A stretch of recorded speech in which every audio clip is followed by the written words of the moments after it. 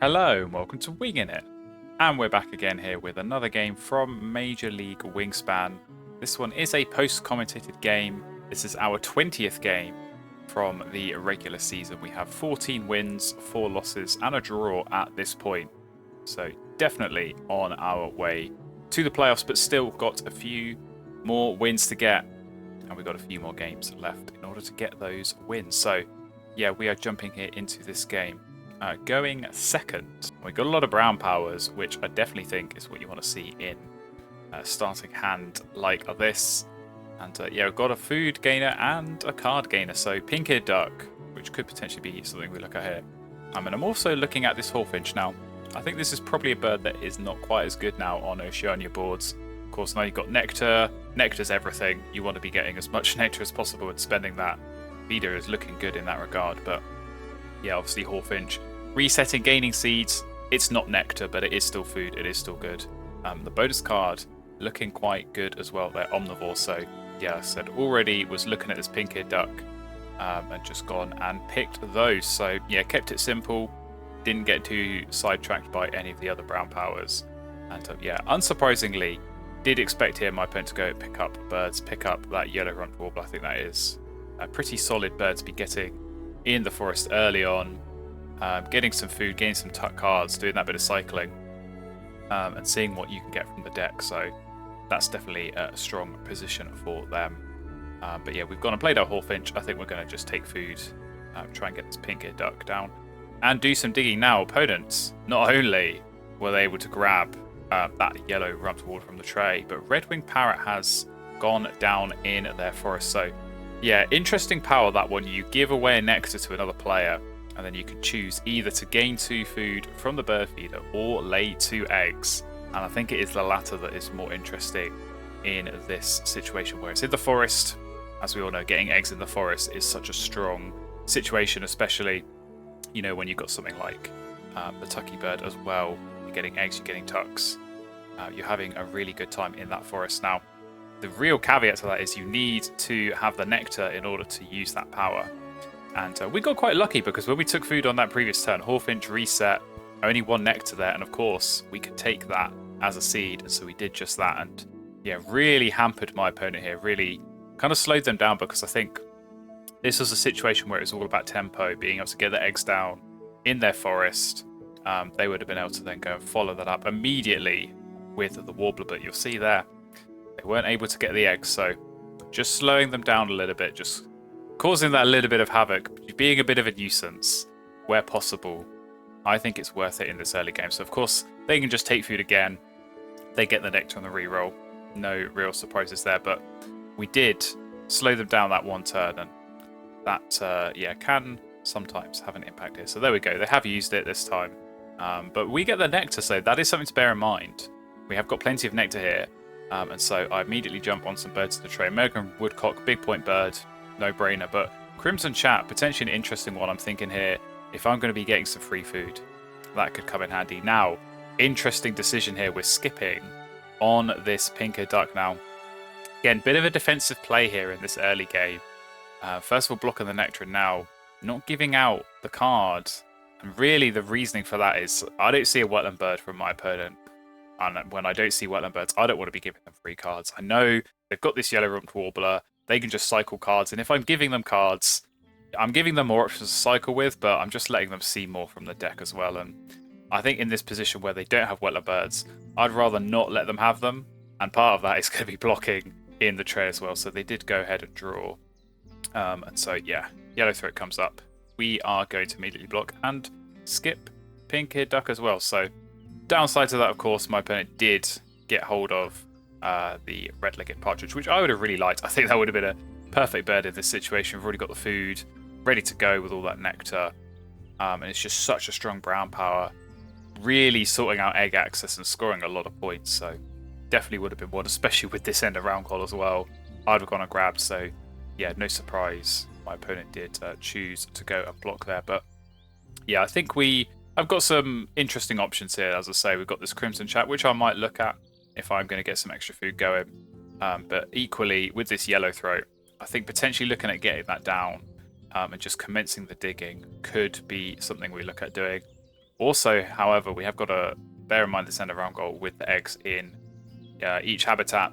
Trying to target that, maybe get some points from that is going to be an option. So yeah, 3 turns left. I could easily play a bird here, legs twice. I'm sort of just looking at playing this woodcock. It's a bit of a strange one to be getting down in round 1. But yeah, I think sometimes on these Oceania games especially, you want to be getting something down in the grasslands just so you're getting those 2 eggs whenever you are laying eggs. And it's just such a important tempo thing to be able to get those extra eggs. So you see, sort of going back and forth, thinking about the chat, thinking about the woodcock. I'm kind of thinking here, okay, if I played the chat and I laid eggs twice, I'm sort of spending the same food as I would be on the woodcock, but I'm getting fewer points out of it. You know, I'm only getting 4 points for the bird, I get a couple of points for the tucks, but I could be just getting 9 points for this woodcock. And yeah, honestly, I think at this point of the game where I don't really know how many times I'm going to be using that crypto chat, I'll just take the points. I'll take, this guaranteed 9 points from this woodcock. So very happy to be getting that down in my grasses. And yeah, 2 turns left. I think we're just going to look at keeping it simple and sort of biding time a little bit. I mean, I'm in this position here going second in this game. I know going into that second round, I'm going to go first. And so if there is anything good in the tray, I can go and grab that. And I want to be able to be in a position to draw cards then. I don't think I really want to be drawing cards too much more at the moment, especially, as I said, with that yellow-rumped warbler in hand. I definitely want to be getting that down first, if possible, before I am going and drawing cards. So, yeah, on to our next turn here, as I said. Pretty straightforward. We are just going to lay eggs here. We are going to lay eggs a second time as well. And really just, get the eggs going. You know, I think you need eggs early on. I'm going to be playing birds. I'm going to need them there anyway, so may as well double up, may as well lay the eggs and get the benefit of the end of round goal at the same time. That is definitely important. Now, onto opponent's turn. They're taking food and they're being canny. They're being clever, I think, here with this red-winged parrot. So, of course, you're giving away the nectar, but if you can time giving away that nectar at maybe an inconvenient situation, and late in the round is normally the situation for that, and then you can sometimes get away with it, and they did here because I could have played the yellow throat, could have used that nectar, but as I said, I think it's important to get the points on the board for the round, and we do just that. So 4 points here, coming into round 2. This is the kind of tray I'm talking about, where you want to go and draw cards. So yeah, Eastern Imperial Eagle, definitely a nice one, definitely a no-brainer to grab. And that catbird as well, I mean, it's partly a denial because it would just be so incredibly strong in that forest. You know, you're potentially copying on the tucking power, you're getting more card cycle, you're getting more points. Dream situation up there in the forest. But it's sort of maybe thinking about later in the game if I can find a nice brown power of my own to be going and copying. I would say at the moment I don't really have that. None of these birds are really ones I would look at copying on the brown power. But who knows? I mean, maybe we get our own tucking bird. We get something going in the grasslands. Maybe we get, some tucking birds for the wetlands. Maybe a mute swan, catbird. That's the kind of thing I'm thinking about. So, yeah, I think whenever catbird comes up in that situation, I'm going to pick it up. But I say partly for the denial as well. But doesn't matter. They didn't need the double tucking because they already had Violet Green Swallow in hand. So very, very strong position now for my opponent up in the forest. But we're going to get a strong wetlands going here. So I say yellow throat going down. We had the worm saved and ready in our supply from round 1. So that was definitely nice to be able to get down. And yeah, especially where I have been skipping this pink-eared duck. It has been hurting me. So as defensive as it is blocking that and not giving away the cards, it's hurting me by not using this power because I'm just seeing less cards. I'm, drawing less cards, which means I can't be discarding for food or discarding for eggs quite as frequently. So I've got to be thinking about that. But yeah, that's where getting something like this yellow throat down is very, very strong indeed. So opponent going and taking food. They are going to be skipping on this red-winged parrot. So we've got to sort of try and pay attention. We've got to be ready for the nectar to come, but can't be too reliant on it. I think it's very, very easy in this sort of position where your opponent's giving away free resources, be it with this kind of power, or maybe like a hummingbird or some kind of egg brown power where you're giving away eggs. It's very easy to get reliant on that, and then when it all dries up, you kind of find that you're in a bit of trouble there. So got to be ready to take advantage of it, but can't sit there waiting and expecting a nectar to come through because, yeah, they are going to be skipping sometimes. So The forest just keeps getting stronger here. Red-shouldered hawk going down now. So really, really interesting board from them. They have just gone all in on this forest. And yeah, as I said, nothing in the wetlands. So I think my defensive play here, skipping the brown power in the wetlands, I think it is sort of paying off. And I'm hoping that as this game goes on, that is really what's going to make them struggle in this game, is just lack of card access, lack of options to tuck and draw. You see, they've only got 2 in the hand. So really, if they find something good, they're not going to be able to tuck it, and that's really where this sort of comes into my strength here by just having extra card access. So we've got some good options. We've not got great options. You'll see I did go and take food on that last turn, so I am looking at some of these birds in my hand. Got the pink power and the tree swallow, which, if my opponent's going forest, could be quite handy, get a bit more food going. We've got that next end of round goal food in personal supply, might be handy for that. Still got this crimson chat. Maybe a bit of extra food there, especially if we go with the cat bird as well. We could be copying that, discarding for some eggs. Food, I think, is always going to be handy here. So a pink power like that is definitely something I'm looking at. But yeah, lots of food gaining going on for my opponent. So it's all very scary. Lots of points, lots of card cycle, lots of food coming through. And that is definitely, yeah, we are struggling a little bit more in this game. So a few turns left in this round. We've got this end of round goal to think about as well, of course. Eggs in the wetlands. In theory, we should have that settled, but we've got to be careful here. My opponent could easily play something and get some eggs down, so I don't want to be counting my chickens here before they have hatched. I want to be making sure I can still win this end of round goal and not get caught out. It's very easy to do that when you're going first in an end of round, to have someone after you just really disrupt your plans or kind of catch you off guard and lay eggs maybe when you weren't expecting, or get a bird down before you can react. So yeah, I want to be in this position here where I can get things going, get things set up for the future of this game, but also make sure I'm ready to go on this end of round goal. So we did get the pink power down. As I say, I'm sort of thinking, as this game goes on, my opponent, they are going to be taking lots of food, and really I'm hoping I can get some benefit back off this pink power. But also it's another bird in the forest, so I think getting that second bird when I've got such good card access, getting that second bird down unlocks the option, of course, to discard more cards, get some more food.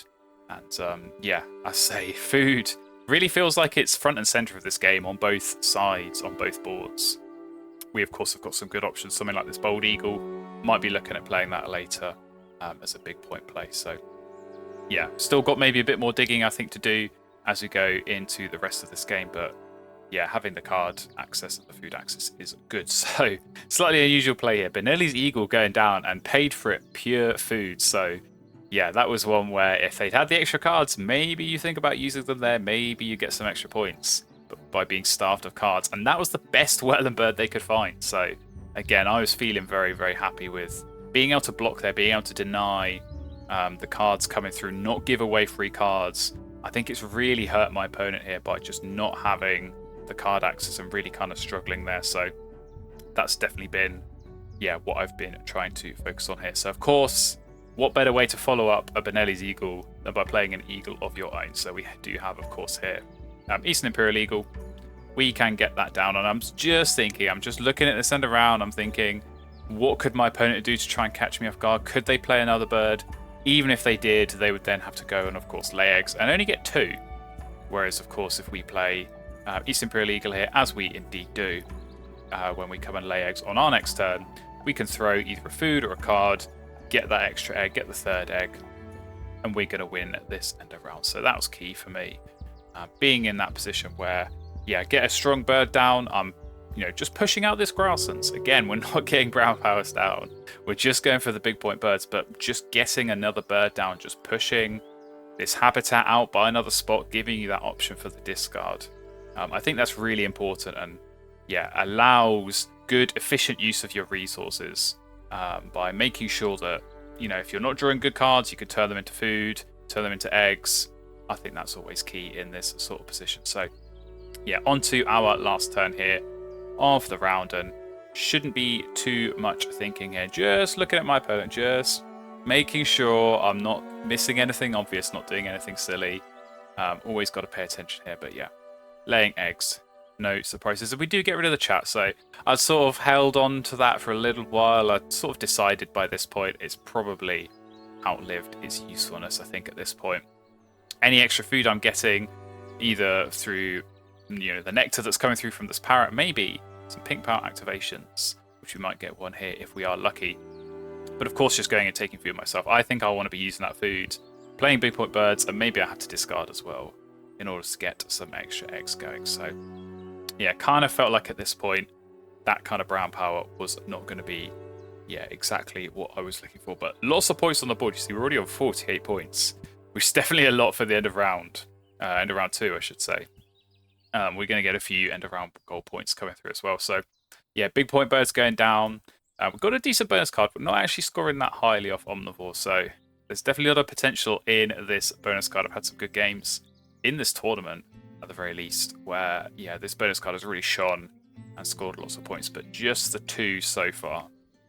So we'd definitely be hoping we can find a few more Omnivore birds and kind of unlock that bonus card and score lots of points. But that remains to be seen for now, though. We do get a pink power activation, and we do get the free nectar. So, as I said, my opponent, they're switched on, they're paying attention, and they ignore the end of round, which definitely, that did surprise me a little bit. But then I looked at their board and thought, no, that makes complete sense. Why would you lay eggs for 2 and only get, the 2 end of round gold points? Well, you could just go and take food. You're getting more points there. You're getting that card circle, you're getting that food. So I think that was the correct play, the correct decision. And yeah, we're coming into round 3, and finally wetland birds showing up. So Ruddy Duck is there.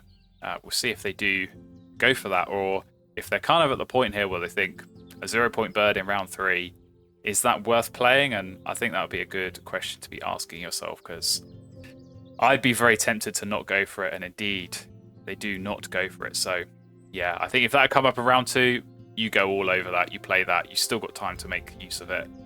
But this stage of the game, definitely tricky and definitely not an instant play, I think, for me. So we go and draw cards, and we get some interesting options. So Moltoni has come up again, probably like the Ruddy Duck. If that come up in round 2, I'd be all over that. I'd be very, very excited. Get that down, make use of that teal power, and get some extra birds down.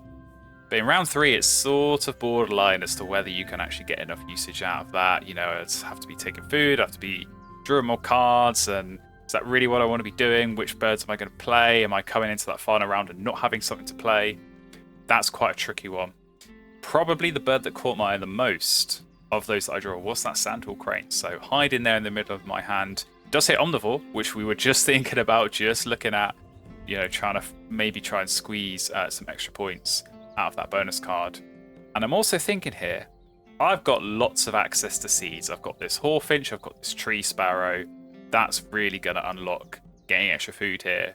And we could have some good synergy here with this end of round goal as well. So food and personal supply. I'm sort of imagining a scenario here where I spend the rest of this round just taking food, stocking up on seeds, and then I play the sandal crane, and I can even use that catbird that has been sat in my hand. I've been saving it for an opportune moment where I have a good brown power to copy, and potentially we've got one here. So yeah, we are going to go and take food, and not the greatest of rerolls. I was kind of hoping maybe get some more seeds going, but we did get a nectar, so we'll take that. That's kind of more what I'm thinking. So hawfinch, it delivers, it gets me the seed, but sets me up with some additional seeds to maybe go and grab and make the most of on our next turn. So yeah, this is going to be an interesting end of round goal, because I'm coming up against the forest engine. I'm coming up against someone who's got lots and lots of food access, and I'm really trying to sort of take them to it, go for this end of round goal, really push them hard, and be quite aggressive here. So that is what we are going to do. We are going to keep taking food. And you might have seen on that last turn, I was sort of thinking about playing the nuthatch, and I was kind of working it through in my head. If I played the nuthatch, how many times am I going to take food? How many, seeds am I going to get cached on that bird? Kind of felt like it wasn't worth it, because I could always just, take food a few times here. Really stock up on seeds, and you'll see that's what we're doing. And we're getting some good rerolls here. This is what I'm liking to see from this hawfinch. It's hitting on the seeds, but it's leaving me plenty to go and grab on the next turn as well. So yeah, 3 turns left coming into this end of round. We are way ahead in the food, but I know my opponent, they can easily just go and take food a few times there and really, really push me hard on this end of round goal. So maybe the pink power is going to come into it. Maybe if they're going to give me another nectar, that might save me a food cost somewhere if I'm going to play some birds. So there's kind of lots of little things going on in this end of round goal that could sway things one way or another. And going second here, I'm in prime position to be ready to react when I can. So yeah, not many turns left in this game, not many turns left in this round.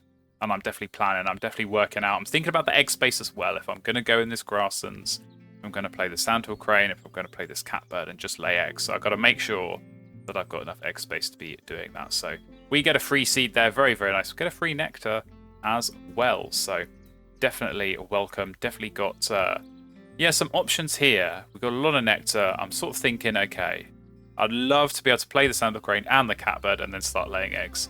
Only problem is we only have 2 eggs of our own. So we're going to have to play something and lay eggs first. It's almost certainly going to be playing that sandhill crane, use it once, and then think about copying it going into the final round. So plenty of nectar in the supply. That's definitely an option. But if I'm going to do that, I've got to try and make sure I've got the food for the catbird, because what I don't want to be doing is taking food in the next round and then playing the catbird. I want to have all my food in my supply now. I want to have as much possible so that I can really push on this end of round goal. I don't want to lose the end of round goal and then have to take food again next round. I could have just taken food this round, won the end of round goal, and then used up all that food. So lots of things going through my head, lots of options. You know, do I just play sandhill crane, lay eggs, and then get the catbird down? Do I think about this bald eagle? There's a fish in the feeder, which is definitely tempting me.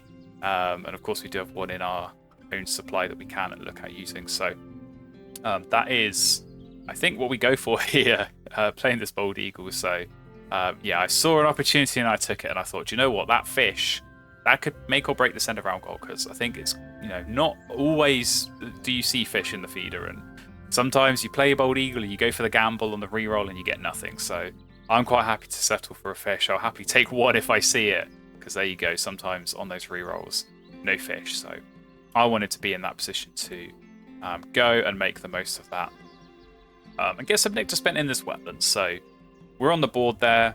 We're probably not going to win that wetlands nectar because my opponent's already played some big point birds there. We don't have anything else to play there, but it's important to qualify. Always in these 2-player games, try and qualify for the nectar. Get at least 1 spent. You get a couple of points. So yeah, you can see there, they've already got 5 spent. I don't think we're going to be competing too strongly in the wetlands there. So we'll just focus on the grasslands. That's where we're strong. That's where we know we're going to be playing more birds. And yeah, we're getting more food as well, and it's more seeds, and this is very, very nice. And I think this is also partly why I was thinking, you know, play the bald eagle early, because I can just hold the sandhill crane back that a little bit longer. And of course, my opponent, they don't want to be giving away seeds to me anyway. But if they knew that every seed they were giving me here was worth 2 points, they would definitely not want to be giving them to me. So holding that information back, they don't know I've got this sandhill crane. Really be restrictive there for as long as possible. That kind of felt like the key for me here. So sandhill crane's going down on this turn. Give ourselves 1 turn left in this round. And as I say, we're just giving ourselves that option, giving ourselves as much information as possible coming into that last turn. Do we need to take food or not? At the moment, we're winning this end of round goal, and my opponents, they could take food here. I would argue it's not optimal for them to take food here. I think you want to be getting your nectar spent. You want to be clearing your eggs off the red-winged parrot. Then go back and take food next round. And yeah, think about playing some birds then. But potentially with the end of round goal on the line, as I said, you know, it's a big swing of points. If you lose the end of round goal, instead of winning it, you're giving away 6 points to your opponent. So equally, you know, if you're going to swing it back in your favour, it's a 6-point gain. So that is certainly going to be on their mind, and it's certainly on my mind as well. Looking and patiently waiting and seeing what it is they are going to do with their turn. You see they have gone and taken food, re-rolling that bird feeder. So I'm just praying and hoping I can get my free seed, because again, every seed counts here, not just for the points that they're going to become later, but potentially on this end of round goal as well. So no seeds at the moment. I think we still got this parrot to come though, and you know, there's no egg space on the bird, so I don't think they're going to want to spend that nectar or give that nectar away and lay 2 eggs. I think they want to be giving it away and turning it into 2 food, of course. So yeah, I'm sort of very closely watching this end of round goal, just like sweating and counting, and how many food are they going to get? How many food can I get? Still got this Maltese warbler, which I think 9 times out of 10 here, if I'm taking food, I'm going to be discarding that and taking the extra food. And I've got to think about berries as well. This is the slightly annoying thing about trying to have the food now this round for the catbird, is that you've got to get berries, and berries are annoying to get hold of. You can only get them on the nectar dice, and quite often you're not going to see that coming up. So I believe now this is the reroll from the parrot's gain, and indeed it is, and we do get our free seed coming through there, and we get a berry in the feeder as well. So we're 1 food behind on this end of round goal. Easy decision here for me. Go and take food. I've got to take food anyway. I've got to get the food for the catbird. But yeah, with that 6-point swing, absolute no-brainer. So we're not taking nectar. We're deliberately taking the other food, and there we go. We get the second berry that we wanted on the reroll. So very, very nice. And even another seed, just for good measure. So 10 seeds in my supply. I don't think I've ever quite had a situation like this coming into the final round with 10 seeds in my supply, but I'm going to be using every single one of them here. And yeah, no better time than the present to do that. We are going to go and lay some eggs. And I've just got to count. I've just got to count my seeds. And actually, it's worth it to discard some of them here because I'm just thinking forward. How many times am I going to be using that catbird? Well, I've got to lay eggs here, and then I can play the catbird, and then I'm going to be laying eggs 3 more times after that, which is going to be 6 activations on the crane. So I only actually need 6 seeds for that. So I was a little bit over-prepared. And we've still got to think about this pink power. We've still got to think about maybe some extra nectar coming through.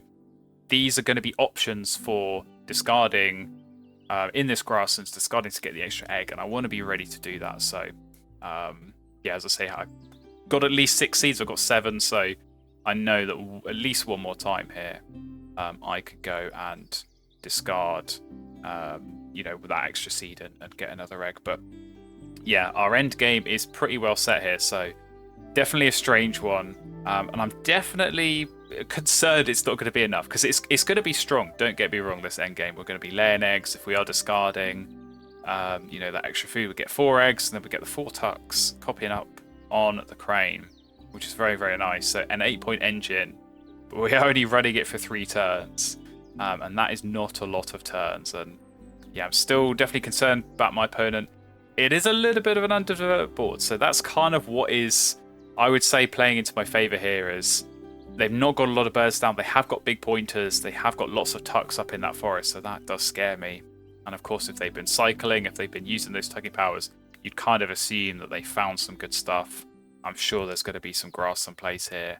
That maybe get some bonus cards or just some big point bombs. So yeah, definitely concerned, and definitely just waiting with bated breath to see what they're going to play. And alright, on to our next turn here, and you'll see indeed it is a grasser play and it is a bonus card play. So Chestnut Column Longspur went down, but we're not going to worry about it. We get our catbird down and we are now set. So as I said, 3 turns left, 83 points on the board. It's looking pretty good, because we're looking good on these end of round goals. I will say we've been, I think, patient, and we've been aware of these end of round goals. Maybe not so much this last one. I think Beak's putting left, it's a bit of a crapshoot as to whether you get the birds down that hit that. So I think just by virtue of playing more birds, we have managed to hit that. But we're potentially winning all the end of round goals. And I say this time and time again, if you win in all the end of round goals and not going too far out of your way in order to do so, you're getting it within your tempo, you're getting it within setting everything up. And I feel like I've done that here.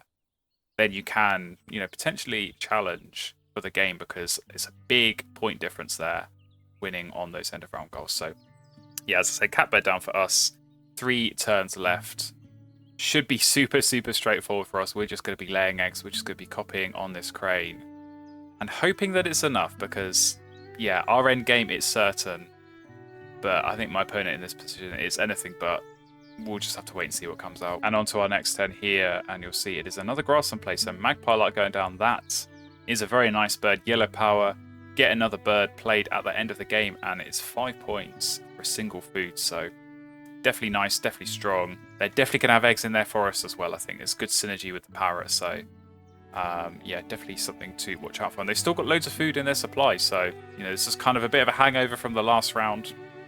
I say maybe they didn't want to do that because now they're stuck with a bunch of food and it's not nectar, and they're not hitting any nectar in this grass. So as I said earlier, just qualifying for these nectar goals can be really, really important, making sure you're getting those 2 points, because 2 points can decide the result of a game of Wingspan. So you want to make sure you're getting that where possible. But it is in this position where you come into these last 3 turns. I don't think you want to take food here. I think it might be a good turn. It might be strong. You get the card cycle. You maybe get some extra points from your Predator's power, from the Red Wing Parrot as well. But I think if you're left with that much extra food at the end of the game, especially having lost the food in personal supply into round goal, does feel a little bit inefficient. So I'm sure that'll be playing on my opponent's mind. See what they can do with that. But yeah, as I said, it's kind of the easiest of end games for us. We're just going to be laying eggs and ending with, hopefully, no food. We know we're going to be ending with no cards, and I feel like whenever I have a game like that where I end with no cards and no food, I feel like I've done what I could. I feel like I've used the resources I've gained, used everything efficiently and properly. So that's definitely been the aim here. But yeah, 3 turns left, only a couple of eggs for my opponent, so I'm sort of looking at their board. I'm thinking like, okay, you're going to play another bird? Are you going to lay eggs at some point? Got to get some eggs down for this magpie lark if they're not on the parrot. So lots of kind of options, for these last few turns. Maybe they've got when played power that's going to get a bunch of eggs coming through. It is sort of all down to them really in this position and kind of what they can play, because as I said, it's all very, very certain for us. Very, very much less certain for them. So on to the next turn. What is it they're playing? Mississippi Kite. So that is the kind of bird that I'm very, very happy to see someone play at the end of the game, because it's not a very good bird. Only 4 points. Kind of assuming the fact that that's gone down now, it's going to be for a bonus card. It's, normally you see that played and it's for a falconer, which could definitely be the case, rodentologist, something like that. So no doubt it's got some extra bird points from the bonus card as well. So on to the last turn. Opponents actually took food, so they did, I think, want to use the Red Wing Parrots. Of course, they gave me the extra nectar there and the extra seed, which we didn't need. So I think maybe it was a bit of smart play from them, just delaying taking the food, really not giving me the extra food. So we were left with an extra seed, and if that had come through a little bit sooner, we could have looked at using that and discarding that for a bit more eggs in this grasshopper. But only so much you can do. You can only work with what you are given here. And I feel like that's a pretty good summary of this game, to be honest. Working with what you're given. It's a bit of a weird board, this one. But yeah, we got the grasses going. We've got some points. We've got some eggs and some tucks. And really, we are just going to hope it is enough. So we did hold on the end of round goal. A clean sweep across the board. And my opponent missed 2 of them. So we know we got a lot of points coming from there. But we're pretty worried looking at my opponent's board here, because lots of bonus card birds going down, lots of big point birds, wild turkey as well. And yeah, Nectar was an interesting battle. So tied in the forest, of course, easy win for us, uncontested in the grasslands, and then not a whole lot we could do in the wetlands. So bit of a mixed bag, bit of a split across the board. We're going to see what difference that makes coming into the final score. So no, birds is going to be challenging. My opponent got a lot of big point ones down, but so did we. So we're actually not too far behind. Bonus cards definitely could have done better from the Warren. 18 is scary, but this is where we're strong. Only 7 end of round goal points, so 22 for us. We bring it back in eggs, dominant. Food on cards, not any on either side. We've got a lot of tucks thanks to that Sandal Crane, so it is neck and neck. And with these nectar points, we do squeeze out the win here. 113 is the final score, up against 110. I was super happy with this game. It was such a strange one, such an unusual one. Felt like I never really got anything going in this game until the end game, until Sandal Crane Catbird came together in the final round. And we just went and laid eggs and scored lots of points that way. So yeah, very, very close one. Could have come down to some bonus cards. I think my opponent had pretty good ones there. Bird Bander Falconer, that explains Mississippi Kite. And Grassland Data Analyst even worked for that as well. So pretty good on the bonus cards. That could definitely have swung the result. But yeah, we just about held on there. And I think partly in this game where the struggles were for my opponent was just in that card access. So it's that early game skipping the power for me, not giving out the free cards. Even just right at the start of that game, blocking the nectar, not letting them use that parrot. If they got the warbler down that one turn sooner, maybe that extra card cycle, the extra food gaining, just getting things going that little bit more quickly, that can easily turn into a few points difference. So yeah, very, very close game. Lots of back and forth, I think, throughout this game, and little things that could have swung the game either way. But I'm definitely happy to get a score like that with a board like that and get another win on the board here in this regular season. So there we go. What an interesting game. Hopefully you enjoyed watching that one. I certainly enjoyed playing it. If you want to see more games from Major League Wingspan, we've got plenty more coming in this regular season. So do me a favour, hit the subscribe button. Make sure you're following along, and I look forward to seeing you in another game very, very soon.